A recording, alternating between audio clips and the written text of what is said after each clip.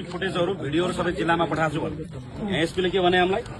उताबाट आइपुगेको छैन भन्नु सबैको बदमासी हो हत्या भए पनि पुलिसले मारेको आत्महत्या भए पनि पुलिसको कारणले आत्महत्या गरेको जसरी भए पनि एसपीलाई र त्यहाँको इन्सपेक्टरलाई कारबाही हुन्छ एसपीलाई कारबाही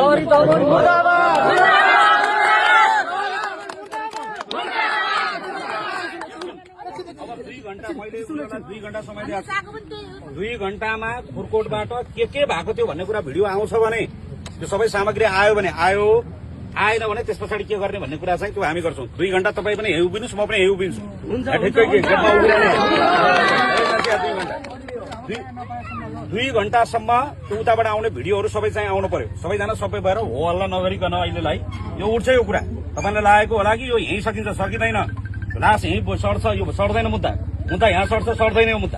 यो मुद्दा काठमाडौँ पुग्छ अन्तर्राष्ट्रिय अदालतमा पुग्छ नेपाल जहाँ पुग्नु पर्छ हिरासत भित्र प्रहरीले नियन्त्रणमा लिएर मान्छेको हत्या गरेको छ यो सामान्य कुरा होइन यो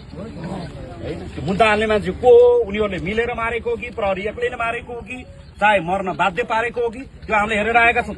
त्यो 1.5 मिटरको झ्यालमा कोही झुन्डेर मर्न सक्दैन थियो सर्टमा त्यसरी कोही पनि झुन्डेर मर्दैन थियो प्रहरीले पुरै कथा बनाएर राखेको छ सबै साथ त्यो कथा बुनेर राखेको छ त्यो फेरि पनि भनेको छु यहाँबाट कहीँ कतै बदमासी भयो भने कहीँ कतै यसमा अलमल पारियो कहीँ कतै मुद्दालाई ढलमल पारियो भने यहाँबाट भनिदिएको छु चाहे यहाँको प्रमुख जिल्ला अधिकारी चाहे यहाँको प्रहरी प्रमुख यहाँभित्रको प्रत्येक नागरिकको सुरक्षाको जिम्मा यहाँको प्रशासनको जिम्माको कुरा हो त्यसैले 2 घण्टा तपाईँ ढुक्क भएर यो न्यायको अभियानमा सबैले साथ दिनुहोस् यो मुद्दा उठ्छ यहाँ उठाउनु पर्ने भोलि लास उठाएर काठमाडौँ लगेर माइतीघर मण्डलामा राखेर भए पनि यो छलफलको विषय बन्छ यसलाई कहाँ उठाएर लिएर जानुपर्छ तपाईँहरू सबैजना एकछिन शान्त भएर यही प्रशासनको गेटमा त्यो 2 घण्टाभित्रमा त्यो फुटेजहरू आउँदैछ त्यो सीसीटीभी फुटेज हेरेर त कसरी मरेको रहेछ त्यो कुरा सबै हेरेर त्यसपछि बल्ल छलफल हुन्छ तपाईँहरू पनि यहाँ बस्नुहोस् हामी पनि 2 घण्टा सेवा